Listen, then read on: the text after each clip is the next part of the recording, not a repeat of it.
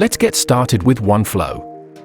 Fire up your browser of choice and log into your organization portal with your email and password. At your first login, Oneflow needs some essential information about your organization and accounting preferences to get things rolling.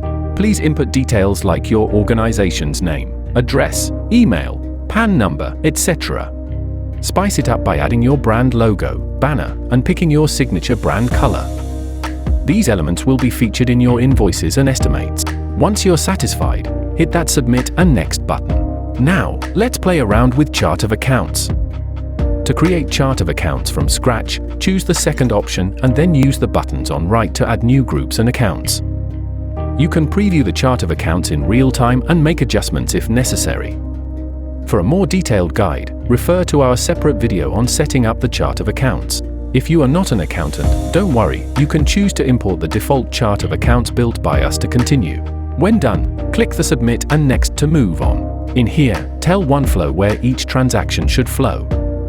If you opted to import the default Chart of Accounts in the previous step, your default accounts are already configured. If not, choose the desired account for each type of transaction, make necessary adjustments and click Save to submit. Finally, click a Complete Setup to wrap up this setup process. Congratulations! You're all set to embark on your journey with Oneflow. And if you ever need to change these details, you can always modify all your setup details from the Account Settings page.